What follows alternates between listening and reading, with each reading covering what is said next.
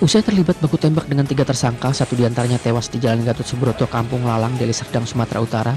Sejumlah petugas Badan Narkotika Nasional menggeledah sebuah rumah mewah di komplek perumahan di Jalan Melinjo, kediaman tersangka berinisial H.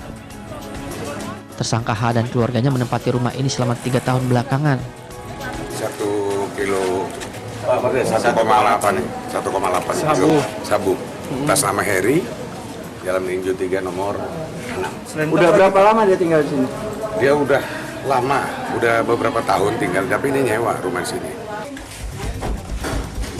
Petugas bersenjata lengkap menggeledah beberapa ruangan dan berhasil menemukan 1,8 kg sabu yang tersimpan di dalam tas sekolah di kamar utama tersangka. Usai menemukan barang bukti, tersangka kemudian dibawa petugas ke lokasi awal terjadinya baku tembak.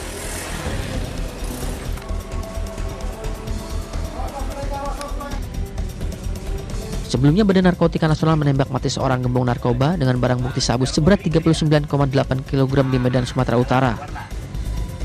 Petugas terpaksa menembak mati satu tersangka karena melakukan perlawanan saat akan dilakukan penangkapan. 8 orang tersangka akhirnya berhasil dibekuk petugas di berbagai lokasi. Dalam penyergapan ini sempat terjadi baku tembak antara petugas dan komplotan gembong narkoba. 2 unit mobil milik para tersangka rusak parah. Tim TV One mengabarkan.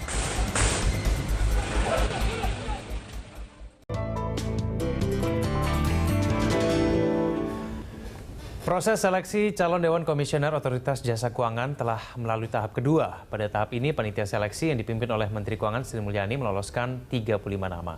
Rekan Andra Lesmana akan memaparkan tahapan apa saja yang akan dilakukan calon DK Komisioner OJK dan siapa saja yang telah lolos dan berhasil masuk ke tahap ketiga. Andra, silakan. Baik, terima kasih Egan dan pemirsa. Seleksi untuk calon Dewan Komisioner OJK dilakukan secara bertahap melalui 4 tahapan. Setiap tahapan tersebut menggugurkan sebagian calon Dewan Komisioner OJK. Kita lihat datanya ada 4 tahapan untuk seleksi calon anggota Dewan Komisioner OJK. Yang tahap pertama adalah seleksi administratif. Kemudian tahap kedua, penilaian masukan dari masyarakat, rekam jejak dan makalah. Tahap ketiga, assessment center dan pemeriksaan kesehatan. Kemudian tahap terakhir adalah afirmasi atau wawancara. Ya, di tahapan kedua, panitia seleksi calon Dewan Komisioner Otoritas Jasa Keuangan meloloskan 35 nama. Namun sejumlah nama pejabat petahana tidak lolos seleksi, termasuk Ketua Dewan Komisioner OJK saat ini, Mulyaman Hadad. Lantas siapa saja calon yang lolos pada tahapan tersebut? Kita akan lihat datanya. Ya, ini dia ada nama-nama seperti Adi Budiarso, kemudian Agusman, ada juga nama dari akademisi yaitu Freddy Firmansyah dari Rektor Universitas Paramadina, kemudian ada juga mantan pimpinan KPK Haryono Umar, kemudian ada juga Hussein, pimpinan dari Bursa Efek Indonesia. Selanjutnya ada calon incumbent yang saat ini masih menjabat sebagai komisioner OJK bidang pasar modal yaitu Nur Haida. Kemudian ada juga incumbent lainnya yang saat ini menjabat sebagai komisioner OJK yaitu Rahmat Waluyanto. Lalu ada juga dari Bank Indonesia Tirta Segara dan mantan Dirut Bank Mandiri yaitu Zulkifli Zaini. Ya, tim pansel dalam menentukan kriteria penilaian di seleksi tahap kedua menetapkan setidaknya 10 catatan dari 35 peserta calon Dewan Komisioner OJK yang lolos ke tahap berikutnya. Seluruh catatan tersebut tidak hanya berasal dari masukan masyarakat, namun juga data dan informasi dari lembaga-lembaga terkait. Kita akan lihat ini datanya, 10 kriteria penilaian. Yang pertama, catatan mengenai hasil fit and proper test di sektor atau industri jasa keuangan dari BPPM dan Bank Indonesia. Selanjutnya catatan mengenai pelanggaran kode etik profesi, catatan mengenai proses penyidikan lembaga berwenang, kemudian catatan mengenai laporan masyarakat kepada KPK atas indikasi KKN dan telah diverifikasi. Selanjutnya catatan oleh KPK mengenai pemenuhan kewajiban pelaporan harta kekayaan penyelenggara negara.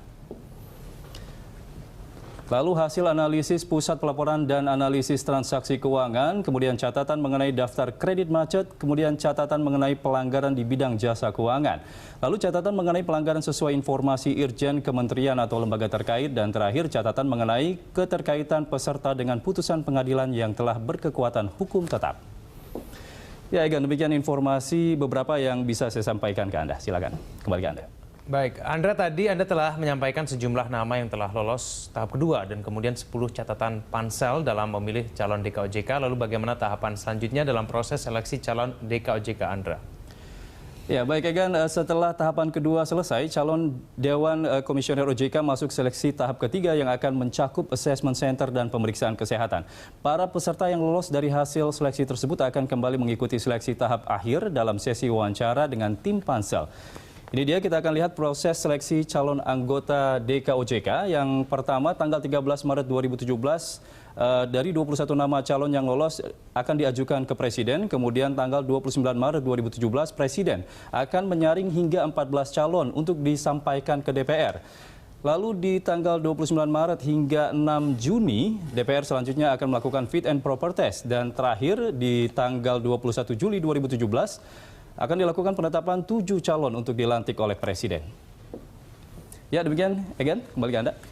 Baik, terima kasih atas paparannya Andra Lesmana. Saya ke Pak Eko. Pak Eko, sebetulnya tantangan dari orang-orang baru nanti yang kira-kira akan masuk menjadi DKOJK yang baru nanti, itu sebetulnya apa? Apakah ada PR-PR yang mungkin belum terselesaikan pada jabatannya Pak Mulyaman Hadad? Oke, jadi begini ya, OJK ini sebetulnya adalah institusi yang baru lahir. Ya. Proses transisi secara teknis mungkin sudah selesai ya, dari Bank Indonesia ke OJK. Ini sudah selesai tahun lalu, 2014 saya rasa udah selesai proses transisinya. Cuma ada persoalan hal lain, yaitu soal koordinasi. Nah, koordinasi ini tidak bisa hanya dengan ya orang baru nggak apa-apa, tetapi harus memiliki pemahaman yang mencukupi gitu ya, terkait dengan apa? Terkait dengan kebijakan moneter begitu ya, terkait dengan bagaimana menjaga stabilitas sistem keuangan kita begitu ya. Nah, hal-hal kayak gini gitu ya kepada orang baru. Nah, ini nanti ya tugas pansel maupun juga nanti kalau nama-nama itu sudah ke DPR juga menjadi tantangan bagi DPR untuk mengeksplor ya sejauh mana kemampuan para calon-calon ini gitu ya menerjemahkan begitu ya ide-ide mereka bagaimana menjaga stabilitas sistem keuangan, terus kemudian juga bagaimana membuat lembaga keuangan itu punya kontribusi terhadap sektor real, terhadap pertumbuhan ekonomi begitu ya. Jadi cukup banyak sebetulnya secara umum tantangan-tantangan ke depan yang masih dihadapi, dan itu harus tidak boleh lupa dengan sejarah gitu. Artinya bahwa ini harus bersinergi dengan Bank Indonesia, bersinergi dengan Kementerian Keuangan begitu ya. 3 pilar ini akan sangat menentukan bagaimana kemudian industri keuangan itu ke depan gitu. Baik, Pak Eko, apakah koordinasi yang mungkin Anda nilai itu masih lemah itu tampak sehingga muncul fungsi pengawasan di DKOJK yang belum maksimal? Itu yang membuatnya, akar permasalahannya di situ? Ya, akar permasalahannya terus terang dari 30 nama ini gitu ya, kita harus benar-benar memilah dan memilih nama-nama yang benar-benar punya background atau katakanlah punya kapasitas untuk memikirkan tentang stabilitas sistem keuangan gitu. Jadi dia juga harus paham kebijakan Bank Indonesianya begitu ya, atas kebijakan Kementerian Keuangannya, sehingga nanti dalam pembuatan kebijakan oleh OJK itu bisa sinergi begitu. Yang terjadi jangan sampai kemudian kontra begitu ya. Nah, kalau kemudian muncul orang-orang baru tidak apa-apa, tapi dia harus punya background yang cukup kuat di dalam memahami kebijakan Bank Indonesia maupun dari fiskalnya dari Kementerian Keuangan gitu. Nah, itu yang penting. Nah, yang lainnya begitu ya, terkait tadi ada 10 hal yang kriteria yang coba di ini ya saringannya begitu ya. Kalau melihat ternyata track record itu ternyata representasinya hanya pada sisi lebih kepada taat dengan aturan atau dia tidak terkena kasus hukum gitu ya. Bahwa dia tidak terkena kasus hukum di dalam sektor keuangan penting sekali begitu ya, dia harus clean gitu ya. Tetapi kemudian menurut saya track record itu tidak bisa dicerminkan hanya dari bersih-bersih itu saja, tapi ada hal lain, yaitu apa? Karya begitu ya. Apa sih kebijakan-kebijakannya gitu. Kalau orang nggak pernah bikin kebijakan, ya tentu saja nggak ada kasus hukum yang diinikan gitu ya. Nggak ada katakanlah track record yang bisa direkam dari sisi itu. Tapi ada orang-orang yang sudah mencoba melakukan upaya-upaya untuk membangun bangsa ya melalui kontribusinya, tapi kemudian dinilai mungkin track recordnya dari 10 kriteria ini nggak masuk begitu. Terus gimana cara menilainya? Baik, saya ke Pak Rajit. Kalau menurut Anda sendiri, apa sebenarnya tantangan OJK ke depannya sekarang? Banyak ya. Sebenarnya kalau dari sisi internal sendiri kan juga OJK belum solid-solid banget ya. penyatuan dari perbankan, pasar modal, asuransi, dan ada lembaga keuangan yang lainnya ini belum nyatu. Harusnya sih ajaknya kalau saya bilang ini masih bisa berlanjut lagi harusnya periode mereka, cuma memang ada proses dia harus milih, dan bagusnya juga masih ada beberapa muka lama yang ada di sana. Itu satu, bahwa nggak gampang menyatukan dari berbagai kubu. Nah, kita belajar dari perbankan dahulu ketika 5 bank dijadikan satu itu juga nggak lama, dan saya melihat itu belum solid sekali. Kedua, ya saya pikir ini juga ada lembaga baru begitu besar, kita lihat juga belum punya kantor yang pas. Sana sini kan kita lihat juga masih numpang di BI, masih ada di Departemen Keuangan. Nah ini juga tantangan bagaimana lembaga yang begitu besar, yang begitu dikjaya, super, nah masih harus saya nanti berkantor di mana. Nah, ini kan pertimbangannya juga apakah nanti menggunakan dana APBN kah, atau dana dari yang selama ini dari masyarakat atau dari perbankan, itu juga salah satu yang harus menjadi satu prioritas nanti untuk OJK. Kemudian kalau dari kami sendiri, literasi keuangan yang dilakukan emang untuk industri perbankan udah begitu besar ya, tapi di sisi lain masih banyak yang kurang. Bisa dikatakan contohnya misalnya pasar modal ya, yang kemarin Bu Tito begitu gencarnya melakukan ini, nah kemudian tiba-tiba transformasi ini tidak ada nama beliau. Nah ketika tidak ada nama beliau, nah bagaimana nanti kira-kira penggantinya? Apakah bisa segencar beliau? Karena kita lihat dia, saya bilang ya, sangat maksimal sekali. Nah ini juga tantangan untuk menggantikan orang sekali berbutuh itu ini juga harus pas dan harus bagus.